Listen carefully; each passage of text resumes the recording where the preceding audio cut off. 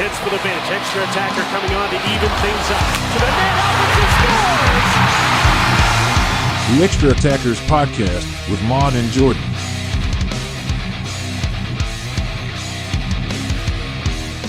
Hello everybody, welcome back to the Extra Attackers Podcast. Maude and Jordan back with you once again, and we have not even begun the NHL preseason before we have gotten some goofy-ass drama taking place with the resignation of Mike Babcock from the Columbus Blue Jackets.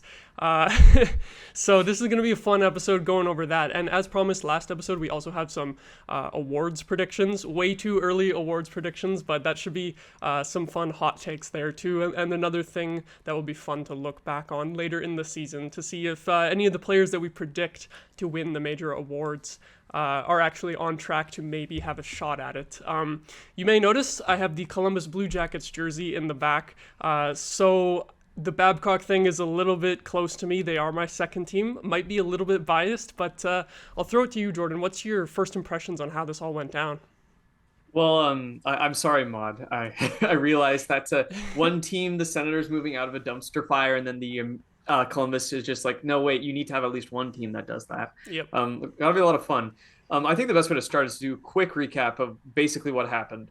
Essentially, about a week ago, the Spitting Chicklets put out a podcast, and in that podcast, they basically claimed that Mike Babcock had been asking players for pictures from their phones and then displaying those pictures on a projector in front of the entire team. They didn't give a lot of context, like as what type of pictures, were the pictures vetted. They just said that he got pictures from their phones. Of course, this caused a lot of people to freak out because, well, you have private pictures. What if there's stuff that players aren't comfortable with the rest of the team seeing? Seems like an invasion of privacy. So, of course, the heater on the topic grew like exponentially. It was massive. This forced Babcock and Columbus to respond. So a couple days later, I think they respond with a statement from Mike Babcock and Boone Jenner downplaying the entire situation. They basically just said all Babcock was asking for was family photos. He just was using it to get the players better. He even showed some of his own photos. It could be like considered a little weird, but at the same time, if this was any other coach, you would think that this would just be seen as like a quirky way to learn more about players. It'd be dismissed. So then what happened is all the conversation got flipped around back at the Spitting Chicklets for essentially lying and misconstruing a situation. I'm not surprised that happened. I think they do sensationalize a lot of stuff, but that's not the end of the story.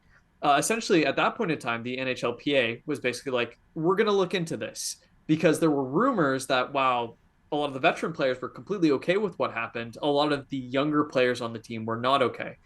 So the PA decided to look into it further, and they did interviews with Mike Babcock, various players. They went to Columbus, and we haven't heard anything based off that examination. But it seems that Mike Babcock resigned on Sunday in response to that. To be fair, in his release, he didn't claim guilt or anything. He basically just said, I do realize now that the Columbus Blue Jackets are going to have to deal with me being a distraction if I stay here any longer. Like basically anything I do is going to be under a microscope. I don't want to keep bringing that to the team, so I'm leaving. Still calls a massive question mark into what actually happened. And it does seem like some younger players were definitely not okay. And there is getting into like the specifics of it or what it means. I can understand that younger players wouldn't be as okay as veteran players. Because if you're a veteran player, you're like, okay, this is fine. Like I'm in the NHL. I have no reason to do this or not do this. I'm going to do it if like it's a good way to meet the coach. Whereas if you're a young player and you don't feel super comfortable doing that, and you're also fighting for a spot on the roster next year, the power dynamics are a little bit different. And you kind of have to wonder, like, okay, are these players being forced to do something that makes them uncomfortable to facilitate what Babcock wants to do, which was the whole problem in Toronto with the Mitch Marner thing. It was exploiting a younger player. So yeah, everything is like a big gray area. I do think the fact that he resigned is indicative that more went on behind the scenes. But after that overview and my thoughts, I'm wondering what you think about it, Maude, being a Columbus fan.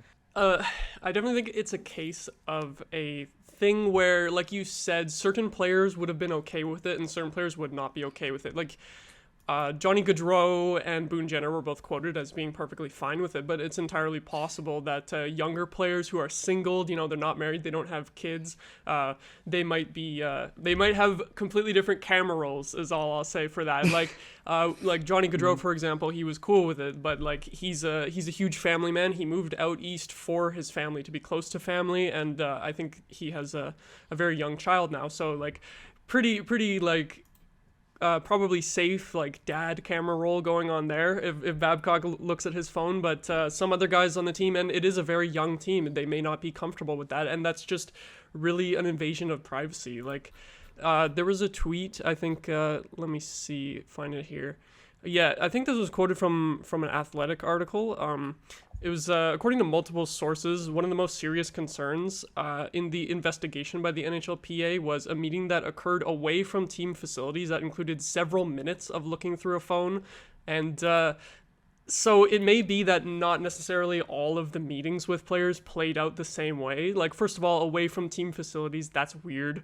If you're not even like at the rink or anything, like, why do you have to be showing your coach your phone? Like, that's a little weird. And like several minutes of looking through a phone, is that Babcock literally sitting there scrolling and just seeing what's going on in this dude's camera roll, or is that like he is scrolling through his own camera roll and he's like, shit, which pictures are actually safe to show to my coach, like what is actually good? And that's just a player or a position that you can't be putting your players in. That's just really messed up to be putting them on the spot like that. Like I said, these are a lot of young guys on this team that may not necessarily be comfortable with that situation, and like you said, it's a strange power dynamic, and it's not necessarily the same with the veteran players who were quoted as saying that they were fine with it. I don't think that Babcock necessarily treated them differently, like the veterans and the younger players, but it's just different circumstances where it could come off differently.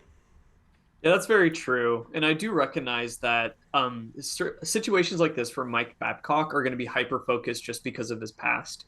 Again, I don't really think that if another coach did this, that it would be more than a that's kind of weird sort of situation. And I'm not saying that defending Mike Babcock. I'm more saying that to say if you are Mike Babcock, you should be really on point with what you're trying to do coming back into the league.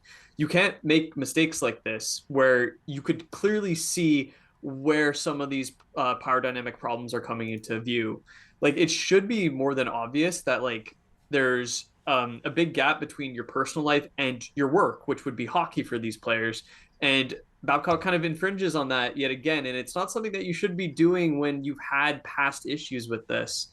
I'm intrigued to see like what the outcome is from the investigation, what other insiders may or may not leak. But it honestly, the long and short of it is Babcock should have never been hired by Columbus.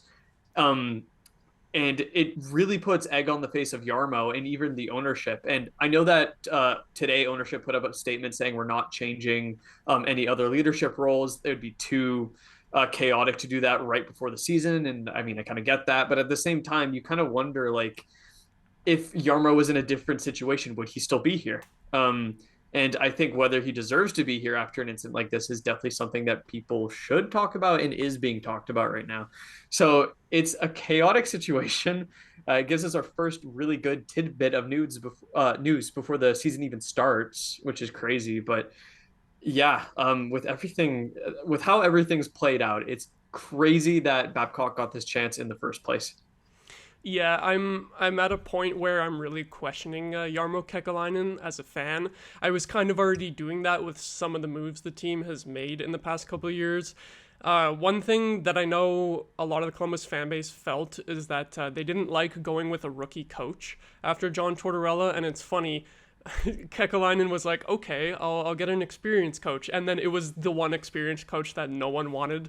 No fan base in the league wanted Mike Babcock, and then maybe some people were warming up to like, okay, we'll give him a second chance, and then he pulls this shit, and it just makes Jarmo look really bad right away. And according to Aaron Portzline, Kekalainen said he apologized to the team this morning for hiring Mike Babcock, and the fact that he even had to do that is a horrible look. Like, it's a good look that he did apologize, but the fact that he needed to is pretty rough. And according to Greg Wyshynski, he was also quoted as saying, "Personally, I had no problem with the phone thing because Babcock did it with Kekalainen as well. So he said, personally, I had no problem with it, but I could see how it might put someone in an uncomfortable situation." So it's kind of funny how he does this phone thing, and certain people are like, "Oh yeah, I see nothing wrong with it," and then they don't think about how this might affect other people on the team or how other people might react to it. So I think that's a little bit of a short-sighted thing from Kekalainen there in the moment too, that he's just like, oh, if Babcock does this with the whole team, like, that's fine, I don't even need to worry about it. I wonder if he knew that Babcock was going to be doing it with the whole team, or if he didn't know. That's an interesting point as well. And John Davidson, the president of the Blue Jackets, also was quoted as saying, maybe people were right for not wanting Babcock as head coach. So the management of the Blue Jackets is looking really dumb, got a lot of egg on their face right now, and to be honest, if the Jackets are horrible again this season, I don't know how much longer Kekalainen lasts, because he's been GM for over a decade now, I believe, or at least close to a decade, and they've had some ups, they've had some downs. They're really on a downswing right now. I hope that Adam Fantilli can help turn things around, but it's they need to have a good season. If they don't, I think it's time for changes in management, especially after this fiasco. Yeah, I'm kind of surprised that Jarmo has lasted this long with a bunch of stuff that's happened in Columbus over the years. He has done some really good moves, and it's been difficult in that I understand it's hard to attract players to come to Columbus. So he's lost a lot of talent that way. But even something like the Gudbranson contract last season, where it's like, yeah, that's obviously going to be fucking terrible. Man, and the Gudbranson contract, the worst part about that is too, they have so many defensemen at this point, because they got Severson and Provorov, that I swear Gudbranson is just already like healthy scratch level on the Jackets roster. Like, he played a lot of minutes for them last year because of injuries, but Gudbranson with 3 more years left on that deal is like already pretty much useless. Like, I don't know what the hell they were thinking with that, but continue. I mean, it's got to be like some sort of leadership thing. Like they saw like, oh yeah, he's great in the room, or something like that. Because watching him in Ottawa, he can play defense. Should he is the question. Yeah. And I know, like, technically with how Columbus is building their team, this shouldn't affect them when they want to be at the cap ceiling. But even still, it's such a weird contract to dole out for a player that deserves like what, $1 to $2 million on average. So it's such a strange thing. But yeah, like with those moves, it's like, I think it would be good to get a fresh voice in Columbus just to see what they can do. And maybe that person wouldn't hire Mike Babcock. So yeah, I will say Pascal Vincent as the replacement head coach is at least a little bit intriguing. Again, I'm not too excited to watch another rookie head coach try to do things with this team, because it didn't work out the last time. But it's funny. I was Jackets insider Jeff Svoboda tweeted some details about Pascal Vincent, kind of a get to know you thing, and it's funny. He's 52 years old, and I saw that and I was like, wow, that seems kind of young for a coach. Yeah, I mean, that it's weird because I think of the guy from Chicago who's like 30 something. Oh yeah, Colleton, or is it? Yeah. Is he ex-coach now? I don't remember. Oh, you know what? It's Kyle Davidson, the GM. He's super young too, isn't he? He's super young too. Yeah, but they had that young coach too. But I think he's out of there now. Yeah, I think he's out. Yeah, I think you're right. He's out of there. It's funny that 50 is like young for a coach. It feels like it. But yeah, he was the associate coach for the Jackets the last 2 seasons. So at least he already knows like pretty much all the guys on the team. And he was a head coach of Manitoba in the AHL for a few years, and also an assistant coach for Winnipeg in some of their good years. And Patrick Laine knows him from there too, and he was quoted as saying that he's really excited to have Pascal Vincent as his coach. So I do think that is a little bit of a nice silver lining, is that he's got an established relationship with Laine even before either of them were on the Blue Jackets. So maybe Patrick Laine will have a good season. I don't know. Maybe it'll help. Let's hope. I feel so bad for him. He gets like injured like every 3 games. Yeah, if he can stay healthy. Yeah, that's the real question. But yeah, it's I think all that I have to say at this point on Babcock is I'm just glad that I don't have to cheer for a Babcock coach team anymore. I was kind of dreading it because, as you were mentioning earlier, like there's already a past with him. I always think about how Johan Franzen was treated by Mike Babcock and what he has said about him since. And that is some really dark stuff, to be honest. So I'm glad that he's gone, pretty much, and I don't have to root for a coach like that. I agree completely. The things that happened to Franson were horrible. So I'm glad that he's not coaching in the sense that he can't put another player in that position. I will say I'm a little sad because I thought it would have been absolutely hilarious if the team did not do well and then you have the chaos from all of that. Yeah. But I'm saying it as someone who's not like a direct fan like you are. Yep. So it would be more for the memes than anything. But I think that it's good that it's happened. It sucks that it had to be this way. But all parties got to move on, and you got to take a firm look at Jarmo after this. Yeah, it really comes down to me if Jarmo knew that Babcock was going to be doing this with everyone ahead of time, like after he did the phone thing with Jarmo, it's like if Jarmo knew that he was going to go to every player on the team and do that, it's like that's a little bit of an indictment against him as well. Yeah, I would agree with that, but I mean, that's where the situation sits now. So I guess we'll see what happens when the more investigations come out and everything. Mm-hmm. But yeah, great first news story of the season. Yeah. Like I said earlier, we're not even underway with any preseason games yet, and sparks are already popping off around the league. So once things really get into swing, it's going to be a lot of fun here on this podcast for sure. And from there, I think we'll kick it into the awards predictions that we have prepared here. This is going to be fun. I'm very interested to see who you have picked. Neither of us know each other's predictions yet. We're going to go through like just the few like most interesting awards, like the most popular awards. And I think first thing we have to say that we probably both agree on this is that head coach of the year has to be Mike Babcock, right? Oh yes, immediate. In fact, they should award him now, before the season starts, just so they don't waste time in the future. The quickest coaching tenure in history, most likely. I doubt that there's ever been a coach let go without even coaching a single preseason game before. So he made records. He set records as a head coach this year.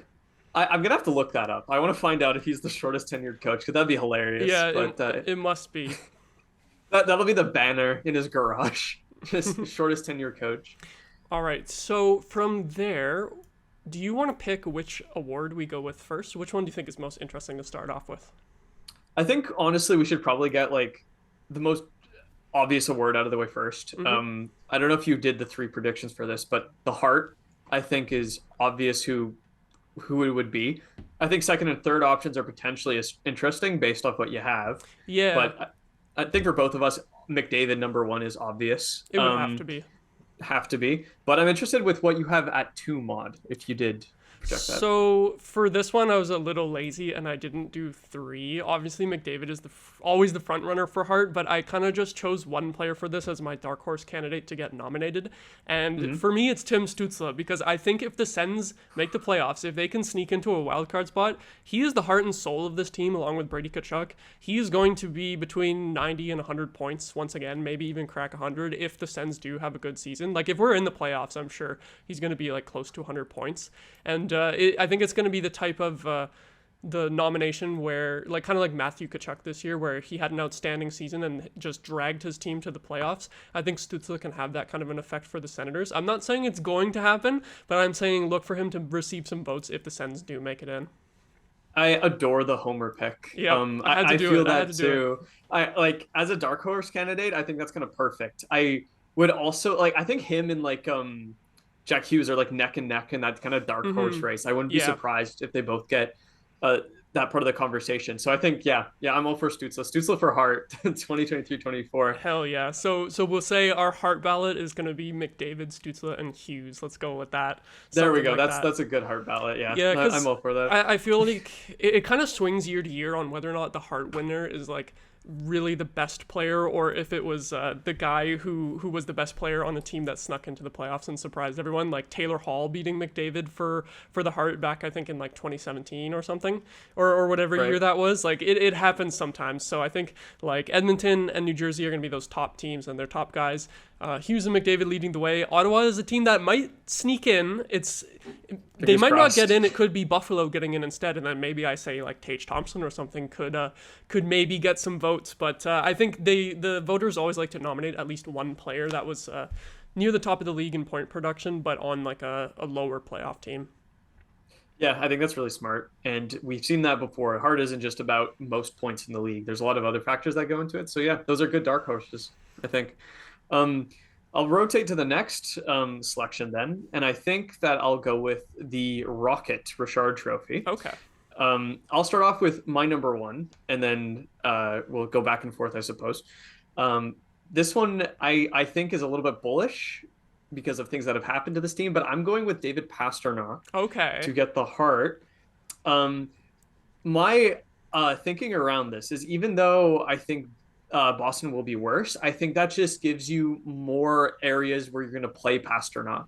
He's going to be eating up that extra time that players like Krejci and Marchand or Bergeron are leaving behind. And I think with his like insane natural goal scoring ability, he's just going to feed off that extra time. And I wouldn't be surprised to see him get number one. Okay, you know what? I'm trying to Google really quickly if Pastrnak, like who was his most common center, because I actually left him out of my top 3 just because I was thinking like, Bergeron is going to be gone. So I was just assuming that they always play together at 5-on-5. But now that I'm thinking about it, he might have been more with Krejci and Zacha. Yeah, now that I've pulled up the stats here, he actually played more with Krejci and Zacha than he did with Bergeron and Marchand by quite a bit. Like actually 28% of his ice time was with Krejci and Zacha. Only 11.5% was with Bergeron and Pastrnak. So you know what? You made a very good pick, because the loss of Bergeron actually might not affect that much. Obviously, they play together on the power play, but their power play is still going to be really good without Bergeron, I would think, as long as they still have someone who can win those face-offs. But actually, I guess Krejci is gone too, right? So it'll be Pastrnak with Zacha, and then who else is going to play on that line? I don't know. It's got to be Marchand, right? Yeah, probably Marchand. You could load up that top line, or maybe you split up Marchand and Pastrnak and have two first liners on each line. It'll be interesting to see what Boston does with their top 6 lines, but I do think Pastrnak is a pretty good choice. But I did leave him off of mine just because I don't know if he'll hit 60 goals again. I think he'll probably still be around the 50 goal mark, but I don't know, just because I expect Boston they have to take a step back this year, right? So I don't know if Pastrnak will be right at the top, but he'll definitely be top 5 for goal scoring. Yeah, I'm thinking it's probably going to be somewhere around there. I mean, he's got so much talent that I think he's going to power through. And I accidentally made a better pick by by having the stats back me up, even though I didn't research them. That's funny. So yeah, I didn't research them all either. I just Googled it while you were talking about Pastrnak. So that was a good thing pick, to Google. Good pick. I chose Tage Thompson as my winner just because I love watching this guy play last season, and I think that he has a shot at 60 goals next season. This is another one similar to, like I was saying with Stützle, like maybe Thompson could sneak in with some Hart votes if the Sabres do make the playoffs ahead of the Sens. It does depend on whether or not the Sabres take a step forward this year, but I think they're a team that's just high-powered offense, okay defense, and then pretty bad goaltending, so I think they're going to continue to play a really high amount of high scoring games this season, and Tage is just going to be lighting it up as usual. They're going to have a lot of like 6-5 wins, and I just remember that game, I think it was last season, where Tage Thompson scored 4 goals in the first period against the Blue Jackets, and it was like 6-1 at the end of the first period. And so this guy can just absolutely pop off, and I think he has a rocket in his future, if not this year, very soon. You know, I feel bad for Columbus catching so many strays in today's episode, but kind of deserved. Tage Thompson was my number 3 pick, actually. Okay. I do really like the player. I do have to admit I'm a little less bullish on him just because of his past. He basically suddenly out of nowhere became a point per game like franchise center, and I'm still kind of wondering if there's some like I'd have to do more research, but advanced stats that kind of show some more luck in his game and things like that. I do think that he's tremendous. His development, at least, has been tremendous. And I think that this is more likely than not the player who he is now. But I wouldn't be surprised to see more of a slump or maybe more stagnation, especially since he's pretty old by young player standards. I think he turned 24 this year. So old. I know. But like in today's NHL, that's kind of old. It's your prime years, I think. Yeah, I don't mean like regression, but do wonder, like, are you going to see much more growth from him Yeah, than you what think he he might displayed last stay season? around the same level then? Yeah, that's kind of what I meant by stagnation. That's fair. That's So fair. I don't think like it's going to be age-based regression. I'm certainly not saying that, but I do think that it wouldn't surprise me if he stayed around the same level, and or like took like a very minor step back, had a sophomore slump outside of the sophomore. Um, I do think that the toolkit is there though to do really well, and that's why he's at my number 3 pick, because I do think that there's a good chance that he elevates his game, gets within the 50 to 60 goal range, even being the 1C for Buffalo. And I do have to admit, there's probably a little bit of bias working its way in. I don't want Buffalo to pass Ottawa, but Yeah. I have to concede he's an amazing player, and he's number 3 for me. So I think that's a great pick. I think he's incredibly talented. Yeah, so we both had Thompson in our top 3, and then my other 2 were McDavid and Matthews, kind of the obvious pick. I had them as second and third. Like, I think, like, McDavid wasn't really, like, a super goal scorer until this season, where he just popped off and said, fuck it, I'm scoring all the goals now. And I think it was 64 goals in total. I think he will score less goals next season because it's really hard to repeat a 60-goal season. We saw Austin Matthews wasn't able to do it last year, but he had a rough year with injuries and stuff. So I do think Austin Matthews is going to bounce back and get around 50 goals again.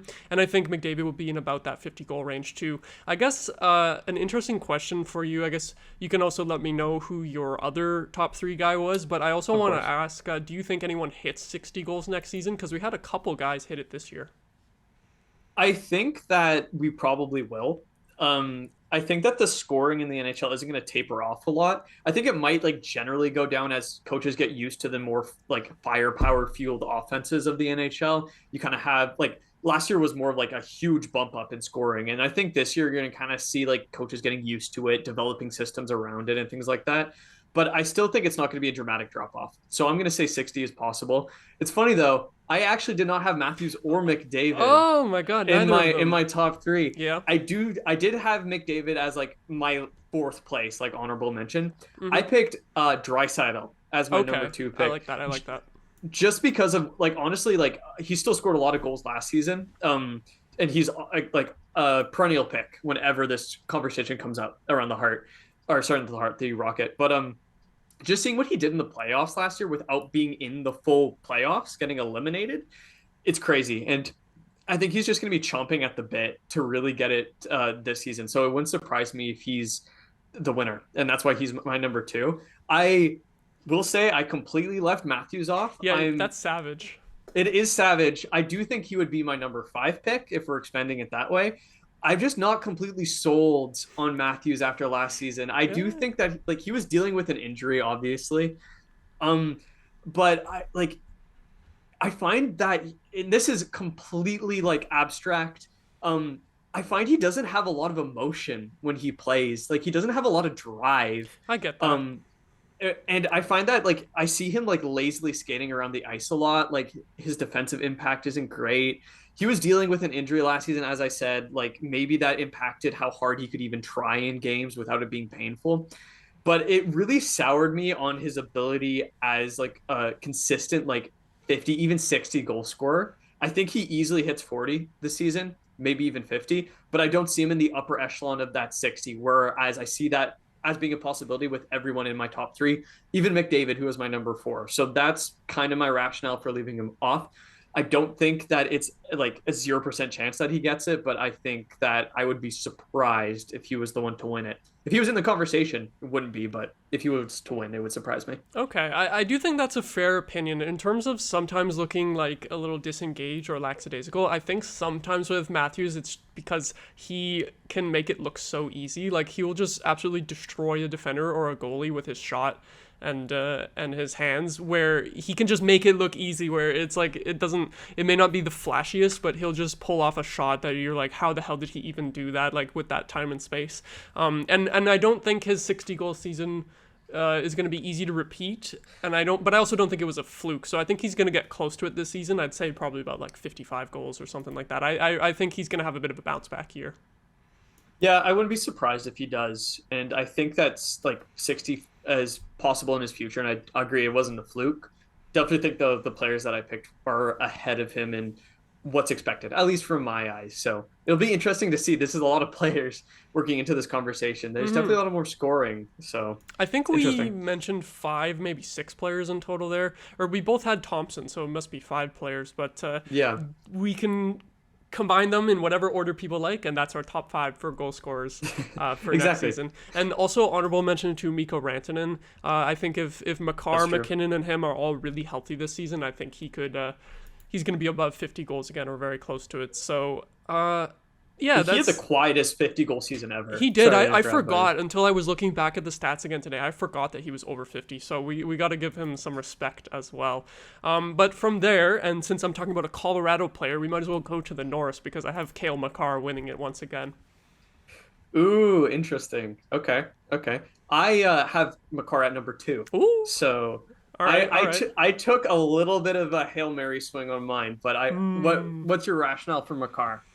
I just think he's the best. I think he is sort of the new Erik Karlsson, which is kind of funny to say considering Erik Karlsson came back and is still Erik Karlsson from last season. So he had his best season ever in terms of point production. So maybe he's not quite the guy yet, but I think he's just my favorite defender to watch. It was 66 points in 60 games last season for him, so if he stayed healthy, he would have been second place in that point scoring race. And I think a healthy season this year might have him at the top, because I don't think Karlsson is going to do as well as he did last year. And it's not always about points, but usually it's some of the highest scoring defensemen getting the nominations. So Makar is just amazing. I love watching him. He's just so dominant, and I think if I had to pick someone to have the most points of all defensemen, it's going to be him. I think that's a great pick. I think he's incredibly talented. He is absolutely a franchise player for Colorado. And I don't think you're going to be wrong with that selection. I think there's a very good chance that it's correct. He just has too much talent to be contained most of the time. And I mean, Colorado dealt with so many injuries last season. Yeah, That definitely they got to be impacted. healthier this time, so I think Exactly. it's gonna help. Oh, certainly, yeah. So I could definitely see him in the conversation being number 1 easily. So that's why he was my number 2, which is how I'm going to veer into my number 1 pick, which I think is going to be a little bit. Who's it gonna be? Is It's it going to Jake be a little Sanderson? contentious. Obviously, no. I do think he has the potential to have a Norris in his future, but I would want him to show a little bit more over the course of the season. Yep. But my number 1 pick is Miro Heiskanen from the Okay, Dallas Stars. I had him at number 2. So I do okay. like that pick. I was kind of choosing between the two of them. I think that he had probably one of the quietest 75 point, I think it was 75 point seasons for a defenseman ever. No one really talked about him, but he's a two-way defender. He's not even just objectively offensively minded. He plays both ends of the ice, and he still managed to do that. And I think Dallas got better over the course of the offseason. They added Duchesne, which was a really big get. So I think the points are just going to go up for him. And like you said, it's often considered to be a scoring thing, but he's also great defensively. So I kind of thought this is the season where he does really well and maybe gets some respect at the end of it. So he was my number 1 pick for those reasons. Yeah, he's the best 2AD in the league. Other guys who are more pure offensive defensemen can put up more points than him. But like you said, quiet 70-plus point season, which still had him around the top 5 in point scoring for defense last year. So he is going to be right back up there again as Dallas continues to be a top team. And it's about time he gets some respect in the Norris voting. Yep. He deserves it. He's incredibly talented. And then for my number 3, this was really hard to pick because there's a lot of good options. Could have gone with Adam Fox. He's been in the conversation for the last 3 years, and he did win one. Could have gone with Karlsson if people think that he's going to put up a bunch of points still, playing with Crosby and Malkin now. But I went with a little bit more Buffalo Sabres love, and I put Rasmus Dahlin because he just absolutely blew me away last season, and I think he's going to have another point per game season coming up, and I think the voters are going to give him his dues here this year. Very intelligent pick, Maude. That was also my number 3. Yay! We did it. We have some common ground. Good job. The Yeah, synergy. he was insane. Another 75 point season. He has finally grown more into the generational talent that we were discussing when he was drafted. And I think just another season on Buffalo, a team that did improve, not as much as I think would solidify a playoff spot for them, but they did definitely improve. It's another year of growth for him. I think there's a good chance he knocks the doors off the NHL next season and gets himself that trophy. Yep, and especially since we are expecting Tage Thompson to be top 5 in goal scoring, Dahlin's going to get plenty of assists off of that. Passing to him for those one-timers on the power play, he's just going to keep putting up points. And him and Thompson makes me very scared of the Buffalo Sabres. Like, they have a bunch of other good players too, but those guys are just so goddamn good that every team in the league should be jealous that they have those players, and they're going to be turning that team into a wagon real soon once they get the rest of the defense and goaltending sorted out. So I like our picks very similar there. Actually, we had the exact same 3 players. We just had slightly different order on 1 and 2. Yeah, I mean, I'm kind of surprised. I was thinking that you wouldn't have Heiskanen on the list at all. So I was surprised by that. So yeah, who did you think I would put instead? I thought Carlson was going to be one of your picks, to be honest. Okay. I don't think Pittsburgh's going to be that good this season. I think Carlson will get 70-ish points, but not the best plus minus. And he's not on such a shit team anymore. So getting 100 points on a garbage team and just seeing the impact of how the team was actually decent in terms of goal differential with him on the ice and then horrible without him off it, I think it was a much more impressive season this year than it will be. Like, he'll be on a better team, but I don't think he's going to be able to repeat the point scoring. I don't know. It's tough. He'll still be probably like top 5 in point scoring, but I don't know. It's tough. I mean, I agree with you, like, wholeheartedly. Like, I don't think it would have been a bad pick to put him in here just because he's playing with players like Crosby and Malkin and stuff like that. But I do wonder if, like, he has a slightly reduced role because he's not their only defender like he was on San Jose. So I think a 70-point projection is reasonable. And I do think that even though I don't think he was bad defensively last season, I do think that's a big lacking part in his game. And I do think that the players we've already profiled are going to do better defensively, and that's going to just give them more credence in the Norris conversation. So, exactly. I totally agree with that. And then from there, what do you think for the Vezina? Who was your number 1 pick? My number 1 pick was going to be Sorokin. I think that he's been far too good for too long, basically giving the Islanders any relevance just out of pure consistency. He's not on my fantasy team this year, but he was for the last 2 years. He was always fantastic, always one of the most consistent goalies in the league. And I think that this year he's going to do really well again, and he's going to get that respect in the awards voting. Yep. Every time I matched against your fantasy team last season, I was pissed at having to go against Sorokin. He would just put up a shutout like every single time, every week that I went against you. So I was seeing it up close when he was just dunking on me in the goalie stats. Like you said, he basically carries the Islanders, him and Barzal at this point. We didn't predict the Islanders to make the playoffs, I don't think, in our standings predictions. So it's a little tough, but I think Sorokin is the main reason that they'll be close. They'll be like right, either barely in or barely out of the playoffs. He really carries that team, and you see the difference too. It's not just that the team is like a huge defensive team as well, because Varlamov's stats haven't been as good the last couple seasons too. He's starting to regress a little bit, whereas Sorokin has just taken off and been way better than Varlamov. So you really see the talent there from Sorokin. So he is definitely the favorite, I think, this year. And then for my other 2, I have Ottinger and Saros. What about you?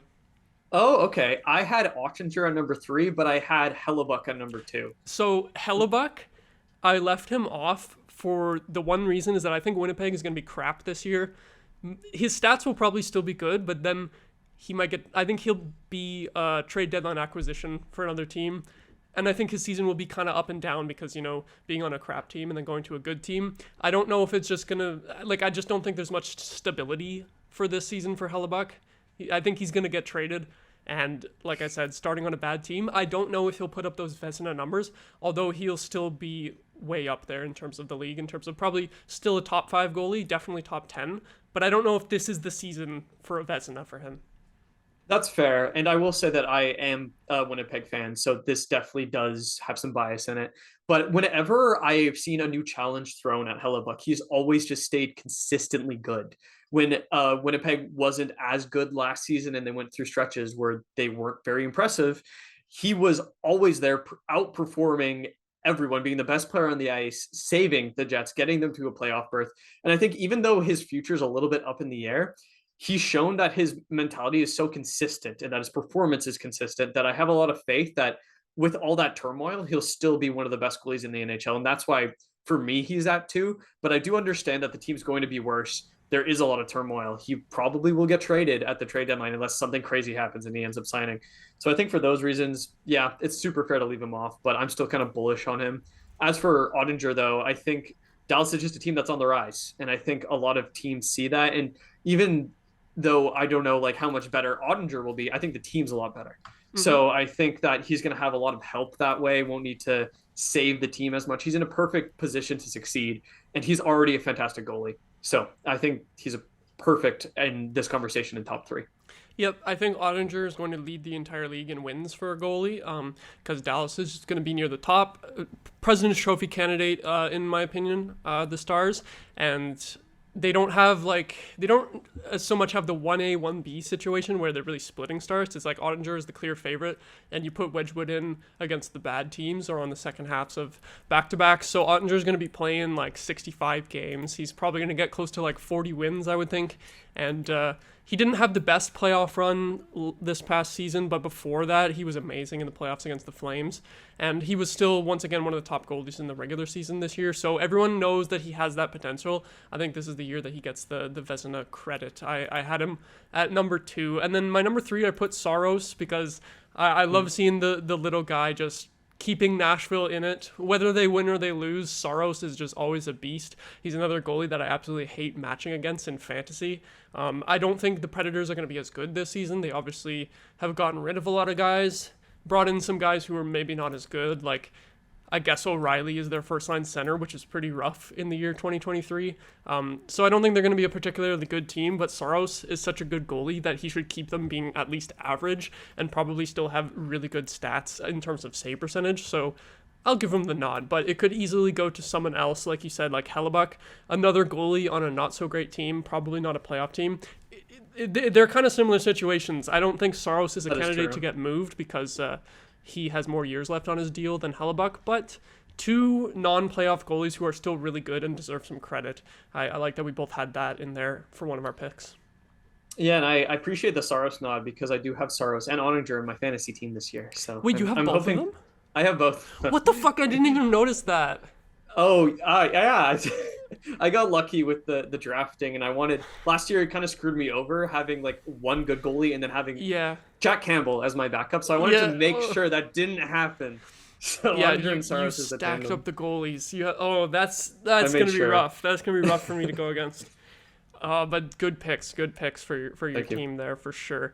And yeah, so I guess Sorokin as well. Also, probably we think he'll be a non-playoff team, but you never know. I find the Vezina is not as strict in terms of, your team has to make the playoffs. They did give the Vezina, Bobrovsky's first Vezina, they missed the playoffs that year by like 1 point, and they still gave it to him. I think that might have been the first time that happened, and I think it might have happened a couple times since, so these guys I think will still get their credit, even though their teams aren't necessarily the best, other than Ottinger.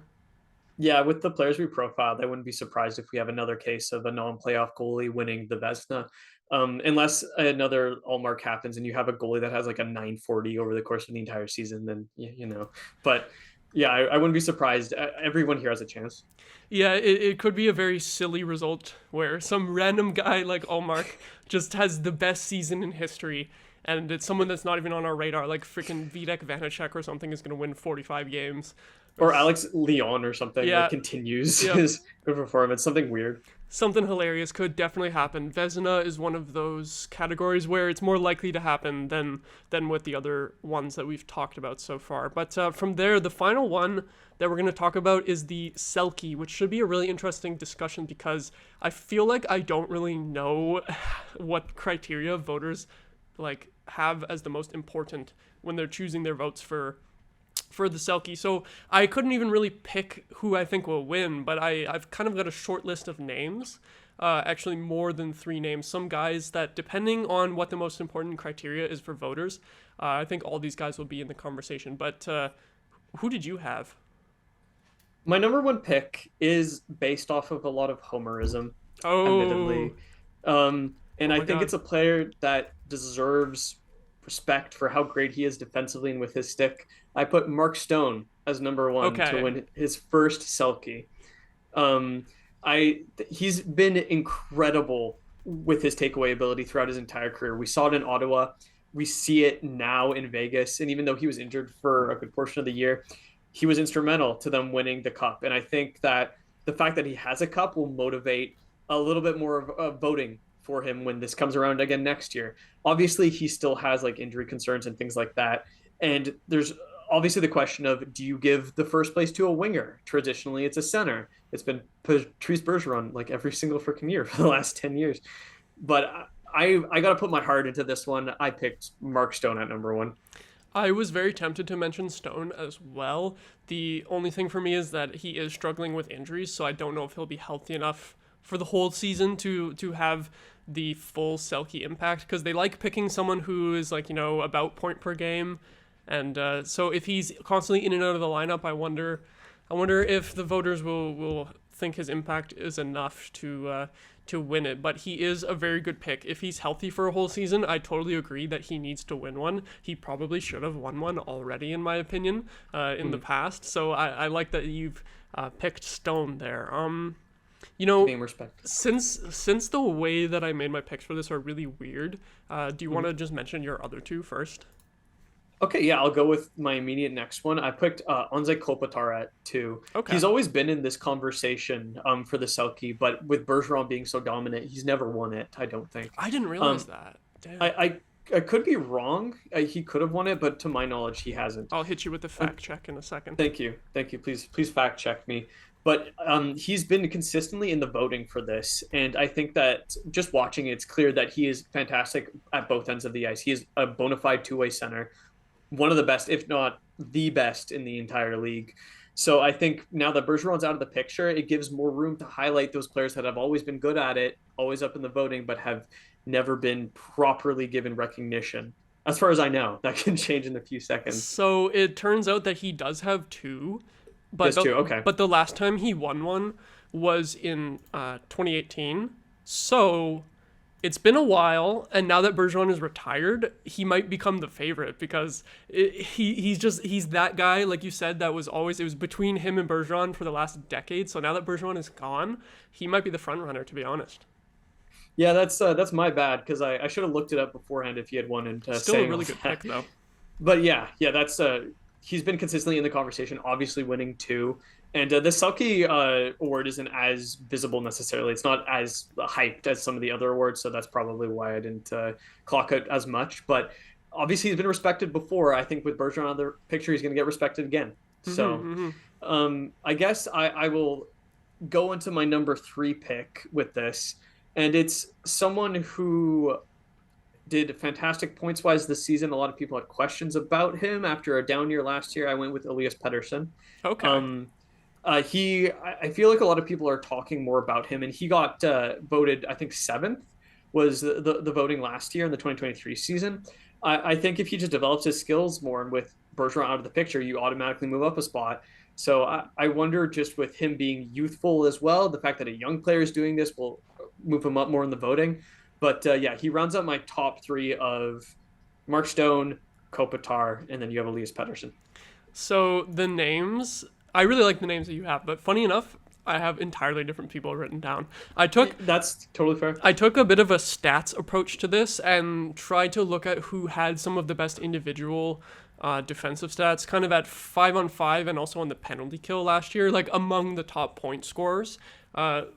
Just as a bit of an exercise, because you always see the top nominees for Selke, and it's like, sometimes it's just like, oh yeah, old guy who's good defensively, yeah, we know. Or it's like, oh, this guy put up 75 points, but someone who's way better defensively than him, who had less points, he's not going to get recognized, right? But so I tried to look through the guys who are probably going to be about point per game, and then who have produced really well defensive stats, very well with their defensive stats last season. So, but the thing for me is, I don't know how much the voters weigh the penalty kill ice time for the Selke, because obviously Bergeron, Kopitar, and that, they're like the top choices for your penalty kill if they're on your team. But there are some players who don't really kill penalties that did have some really good 5-on-5 defensive stats last year. Like, for example, Matthew Tkachuk had 61% Corsi, which was like way better than everyone else in the league, and him Okay. along with Austin Matthews, they both had the highest 5v5 on ice goal differentials.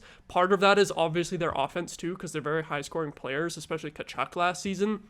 But you also have to be good defensively to keep those numbers up in terms of the goal differential. So these are two guys that I could see maybe a little bit of Selke potential in the future, especially for Austin Matthews, not necessarily because I think he deserves it, but because there is this narrative out of Toronto that he is a two-way defensive beast, which I don't necessarily believe, and I'm sure you don't agree with that either. But I did find that he had the most blocked shots of any forward in the league last season with 86, which surprised me. That's impressive. I didn't think that was going to be the case, and maybe that's a stat that Selke voters like, and even if it isn't, you know that the Toronto media will use that stat as a reason to campaign for him to win the Selke if he does lead the league in block shots again for forwards. So he has that going in his favor, and like I said, that high 5v5 on ice goal differential, him and Matthew Tkachuk are just way above everyone else. So if that is a stat that voters like to look at, I think these guys could have Selke potential very soon. But the thing is, they don't penalty kill. And that could be a big thing, is because I feel like it's always a center who's winning draws on the penalty kill, playing a lot of minutes shorthanded. So if the voters discount those other guys because of not playing the penalty kill, my top three is for next season is probably going to be, let's see, I have four names. I'm probably going to say Barkov, because he had very similar That's a good pick. he had very similar 5-on-5 stats to Tkachuk last season, but then he also is the main go-to guy on the penalty kill. So voters would probably pick him ahead of Tkachuk. So I'd have him. I'd also have Hischier and Marner, because they were the second and third nominees last year. I don't think Marner would win because they don't like giving it to wingers. And Hischier, I think, has a very good chance at it because he was nominated last season. Let me see. He was second place last season. Mm-hmm. And then if he has as good of a season again, you remove Bergeron, then Hischier's near the top, and he's going to be on an amazing team in the Devils. I think the Devils are going to be battling for the President's Trophy along with the Dallas Stars. I think so. So I think Hischier has a very good chance at it. Yeah, no, I think those are two great picks. Barkov was 8th in the voting. Hischier, as you said, was 2nd. And even Matthews was 14th. So clearly these are all players who are part of the conversation when people are trying to decide who to vote for. But yeah, I think Barkov and Hischier especially are great examples of players that when you watch them, you can tell they're fantastic defensively. It's harder with someone like Marner because he's a winger to see that impact, but clearly he's very talented as well. So I think those are great picks just based off of they're fun to watch for their defense, which is rare to see. You have to be exceptional to kind of get that effect. Although with how you're talking, I thought you were building up to like a forward who plays on the penalty kill. I thought you were building up to another Stützle nomination for a second at there. At the beginning of your Selke picks, I thought you were going to say Stützle just because he had such growth in his defensive game last year that honestly it is something I could see happening in the future, but we're not going to be too homerish, especially since I already said he's my dark horse Hart candidate. I will not mention him for Selke because I do think he still has a long way to go in that in terms of 5v5 defense, but he is a great penalty killer already, and pretty much no one was expecting to see that happen. But he ended up playing penalty kill last season just because we had so many injuries out. Like, you couldn't play Josh Norris on the penalty kill, so you had to put another center, and he did great. Yeah, I think he's clearly on a runway to maybe be in this conversation in the future. And I mean, I'm biased. He is probably my favorite player in the league at this point, being an Ottawa Senators fan. But the people that we already profiled clearly deserve it more at this point in time. And I think they're more likely to win it immediately next year. Mm-hmm. They're just clearly the gods of defense in the NHL when it comes to the forward position. And they have their teams back. So I got to respect that for the Selke. I think your Kopitar pick was really good, and I should have included him because now that Bergeron is retired, he's the reputation guy who's just going to keep winning it until he retires. I think he's the new guy for that. Yeah, even though I didn't profile him as that, I was like, finally going to get recognition guy, but no, it works. It still works. Pick. It still works. And yeah, I think Los Angeles is going to have a good season. I don't know about their goaltending. Cam Talbot's going to be interesting, but yeah. I think they're going to have a good season. I think it's going to be spurred by veteran leadership that comes from Kopitar, especially his defensive play. So yeah, I'm happy with that pick. Yeah, for sure. And I don't think I forgot about the Calder. And I think you might have too. Did you do any Calder predictions? I did, but it's super, super basic. Mm-hmm. I'll write them out or throw them out now. Sure. Bedard winning number one, obviously. I had Fantilli at two, because I like him going to Columbus, playing ostensibly in between like Line and Gaudreau, possibly. Mm-hmm. That's a great start. You're gonna get a lot of points that way. And Leo Carlson was my number three pick. The best players that were drafted in the top of the first round were forwards this year, so I didn't really see a lot of defensemen having a great stake into this. So yeah, those were my three picks. I think Carlson's going to do well. With the other weapons like Zegras and what's his name, right winger, Terry. Terry on Anaheim. So those were my three picks. Yeah, I think the reason that I completely forgot to even make Calder predictions is because it feels really obvious. Usually there's a couple guys who kind of surprise the rest of the league, maybe not their home markets, as people hype them up within the fan base and they know they're going to be good, like a Jake Sanderson or like maybe a Wyatt Johnson in Dallas. But there's guys like that who pop up and do really good and make the Calder race interesting throughout the season. But I think, like you said, just because this draft was so stacked with forwards at the top, and they're all guys who should be playing right away this season, and they should all be in top six roles, it feels like those guys really just are the three favorites right away. And I'm sure there's other rookies that are going to be in the conversation. Maybe if one of Fantilli or Carlson is a little bit more disappointing or like gets sent down or something, but I don't think that's going to happen. I think those are the obvious picks. So it's kind of funny. It feels like it's so obvious, at least in terms of preseason predictions, because someone could come out of nowhere later in the season and be a way better rookie than we expected. But that it's kind of funny. I kind of just forgot to even do Calder predictions because it feels obvious. It's almost like you just go to the draft order and you assume that's what the Calder voting is essentially going to be. I flipped Fantilli and Carlson, but besides that, it's just going to be the same. But yeah, the only thing I can think of is maybe like dark horse picks, but it's hard to see those coming. So I'm just going to say like Ridley Greig. Yeah. Yeah, there you go. No homerism here. That's the thing, is like we could have made dark horse Calder picks, but would any of them beat out either of those three guys for the top three? Like probably not. It would be like dark horse picks to get fourth or fifth in the voting, basically. Exactly. And at that point, it's harder to do them that way unless we were ranking out the top five. Then it'd be more interesting. But we did top three, so I'm happy. I feel like everyone's going to be on board with those picks. I don't think we're going to get a lot of confrontation for picking Bedard number one. And I think that's where we're going to leave it off. That was really fun going through those predictions with you. I like some of them we agreed on. Some of them we had completely different picks. So it's going to be fun looking back on this at the end of the season and see if any of these players actually had the type of seasons we expect them to, or if they all just get injured and then other guys get the awards instead. Right. Like, I think we had a good breadth of predictions. Like, I think, like, out of everyone we picked, we're both going to have some hits. We're both going to have some misses. And I think it's going to be interesting to follow along, see what happens over the course of the season. And that's the fun part about predictions. We get to know if we get to eat crow later or not. And part of that is enjoyable, especially when you have a player come up and do something you never expected and being part of the conversation. That's kind of the beauty of hockey and sports in general. So it's going to be fun to watch. Exactly. Like even a third of the way through the season, or maybe halfway through the season, we can come back to this and look and see who is the front runner for each award.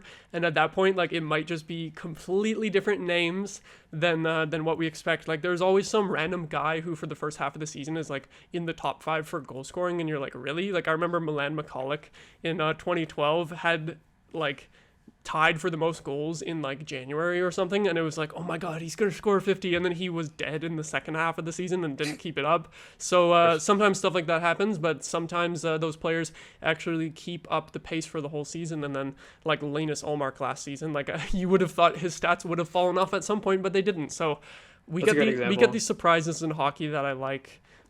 So it's fun to do these predictions and then look back and then see how we got completely surprised, because I'm sure there's going to be some of our predictions that are completely wrong, but that will be some more content for the future. Lots of exciting things coming up on this podcast as the regular season starts. It's going to be a really fun season. Yeah, I'm excited to get going. It feels like with the rookie tournament starting and everything that we're just getting on the precipice preseason. like you could feel hockey coming back. And honestly, I can't wait for the season opener for the Sens, for the rest of the league. Even it's going to be fun to watch these storylines, especially with this podcast in mind, because it's not going to be so much just what the Sens do. It's going to be like, let's dive into something that another team does that's important to the narrative of the overall season. So I'm excited for all of you guys, hopefully that you'll want to come along with us and listen to a couple of our news episodes. So we'll be exciting to see what the future brings. Yep. And from there, if you would like to follow us on Twitter, I am at Maude Show. Jordan is at Saint of Stutzla, and the podcast account at Extra Attackers. You can find us on YouTube and Spotify. If you are listening on one or the other, you can also find them on the other service too. So good stuff in the future. Yes. And yeah, there's also our link trees on pretty much everything. So if you want additional content, we do have a TikTok and things like that. So refer to that if you want to see more of us. And if there's anything you think would improve the show or any criticism that you might have that we could work on, please let us know too. We want to work to make this better with you guys. So Thanks for watching and listening, everybody. Have a good one. take care.